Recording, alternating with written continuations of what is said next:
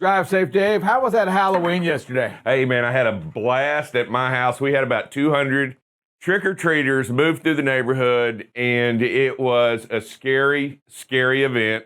However, I was excited to see lots of heroes coming in and out. A lot of Spider-Man, and I think he was but Spider-Man played a big role yesterday in what was going on.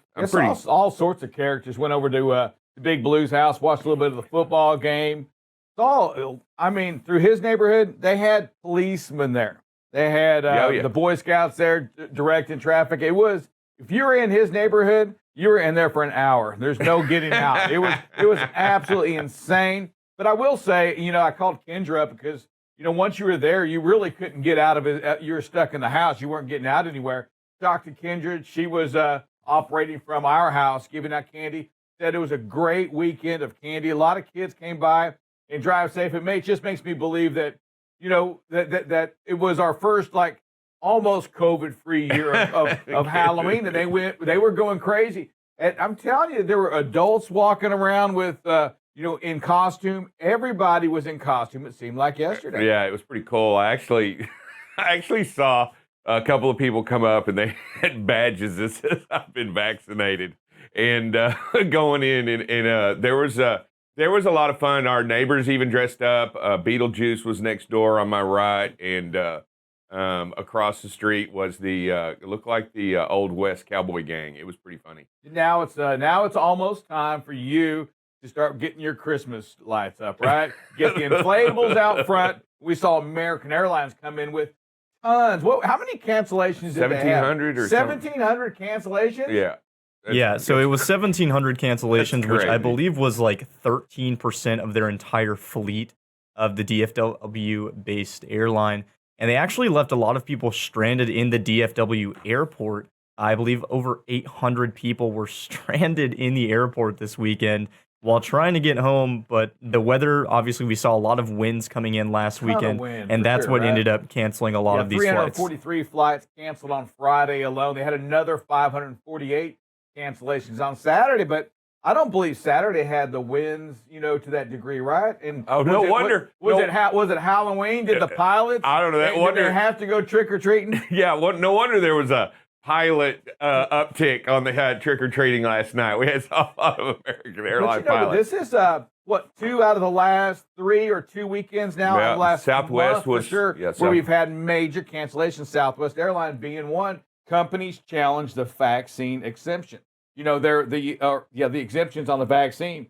We see it up in New York as well, right? Where the mayor there has came in and said, you know what? If you're a firefighter, it starts today. Today's the furlough. If you're in the police, you will have a vaccination. Yeah, I think people are fighting these things, and we saw that in the airline as well. Yeah, I know. Especially here in Texas, I do know the governor has imposed I know the state governor has gone with his own sanctions in the opposite directions to polarize that ideology that you don't have to have vaccines, and if you do, and if you impose them, I'm going to fine you as well. So now we have two counterbalances, and I think two of the Texas-based companies like American Airlines and Southwest Airlines are going to try to follow middle of the road. I don't think it's fair for companies when we really don't know which direction the government's going to pull. You don't think it's fair for companies what? To understand the true meaning, especially a broad-based company like American or Southwest, when you really don't have a clear picture of what's mandated right now. I mean, there's going to be many challenges in the courts. As we see the firefighters, they have been struck down several times trying to get a stop to it.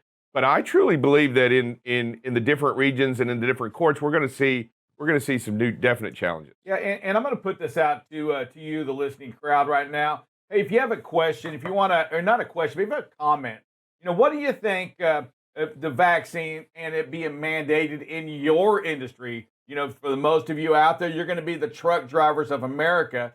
Should it be mandated? And if not, should you follow the protocol that says getting tested at least once a week as well? What would you do on that? And hey, raise your hand, put a comment in there, give us some feedback, because remember, this is your show. This is a way that we can take what you're feeling and get it out to to those that need to hear this as well. Yeah, I think it's a bad idea to mandate because one, it takes away your civil rights of making decisions of your own, your own self. It takes away, your constitutional rights and stuff like that. And plus, there's too many people who said the vaccine and still died from it. So I don't see any use in having it done.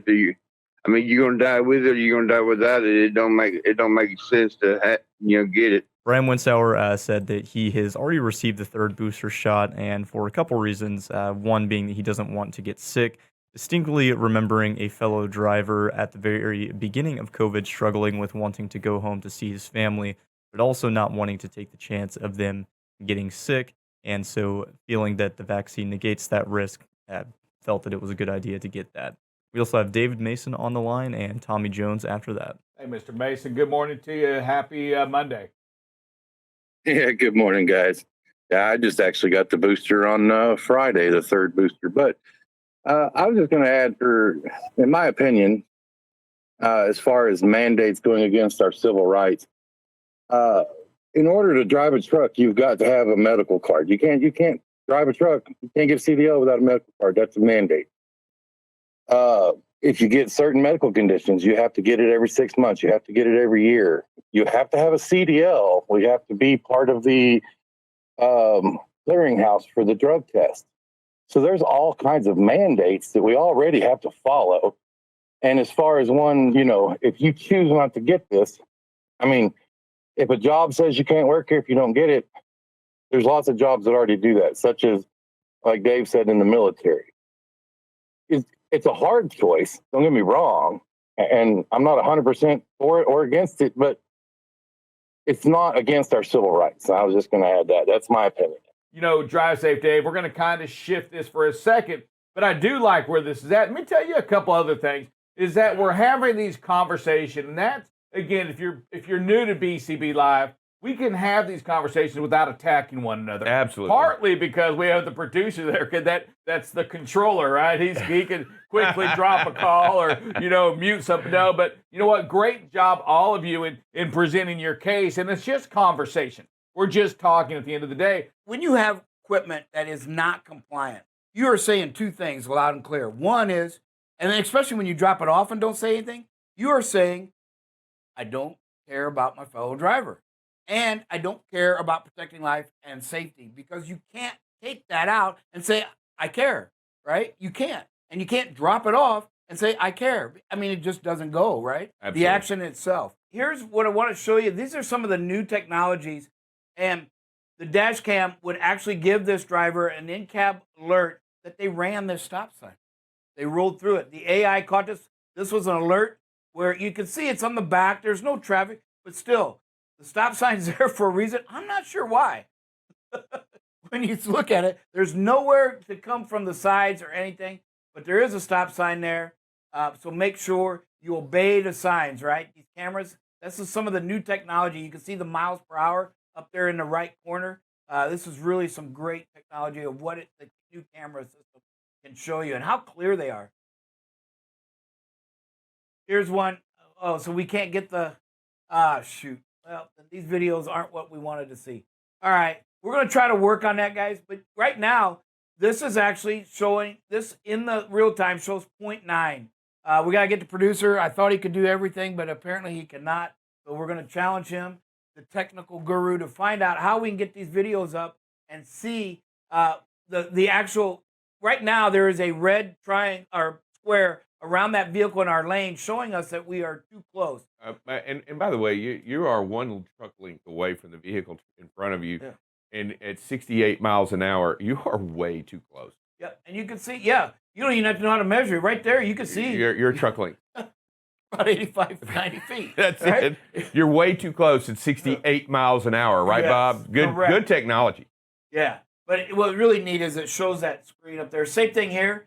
And again, what we're seeing with the new technology, 69 miles an hour, we're traveling 100 feet per second. So if this looks like a good spacing, it's not. No, at all. It's actually 0.8, 0.9 seconds following, and this is what the data gives us. Yeah, and you don't actually have to have a lot of data here to measure it out yourself. Cross one of those white lines and go 1,001 You're not even a full second away from this at 69 miles an hour. You're way too close. And you know what? Utilize that time, utilize that count. Understand the distance between you and the vehicle is relative to the speed at which you go. Yes, because we've actually had that question, as we reviewed some of these, we're like, hey, well, this one looks farther than the other one, yet they both say 0.9. Well, I got the guy that called me on it, I said, yeah, look at the speed. Yeah, absolutely. Oh, okay, but time is, that's why we always say, you have to be time. You can't use distance because the speed does affect the distance.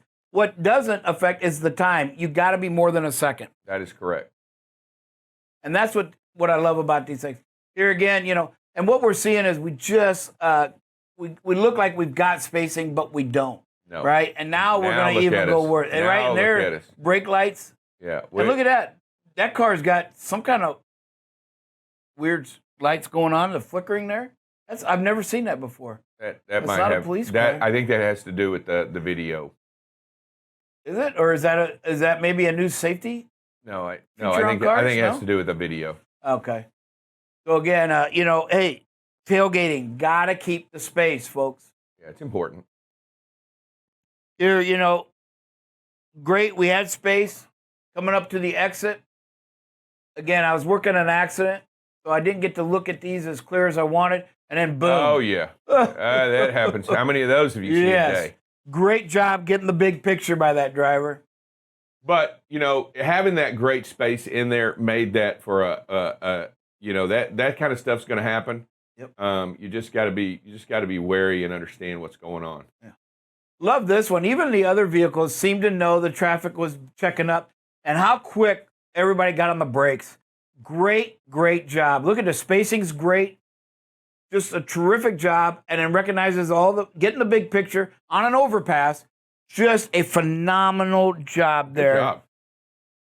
Here again, smoke up ahead. There you can see it kind of coming to the picture. Don't know what happened here. We're going to see if something caught on fire. Oh, man. Woo. That is weird. Never did get to see what actually happened there. So hopefully our Hayes team. Everybody's slowing down before they enter that. Yeah. Everybody's, look at that. But you know what I love here too, Drive Safe? Obviously vision's compromised. Slow it way down, and they stayed in their lane. Don't be changing lanes. No. Great job by this driver. Yeah, good stuff. There's some traffic. Yep. Watch what happens. Whoa, he's going to back up. Oof. Oh, scary. Great job again. Folks, this is all it takes. Just slowing down and getting that big picture so that you can react to stupid, right? Yeah, and moving over into this lane to avoid the chaos, and guess what? It still tries to encroach on the lane that you tried to get over. Oh, great. Moving over here, hey, look. Should have never pulled out. Yeah, good stuff. Hey, good job. Yeah. Great job. Way to be prepared. Ready to stop. Look at that. Plenty of room to stop. Super. Hey, intersections are dangerous, as we said. Running a yellow, and there goes a motorcycle. And folks, we know how hard motorcycles are to see, right? So again, what a great job by the other traffic, not just jumping out there when it turns green. I remember getting teased months ago by you, Drive Safe, when I said, yeah, I even stop at green lights. And what I meant was I pause at green lights, right? When you're sitting there and it goes green, pause and look and make sure somebody's not going to do what this motorcycle did. Hey, and don't take a quick glance because it's hard to see. Hey, and as the vehicles turn around, I want to tell you, I'm most impressed with stopping well before the solid white line.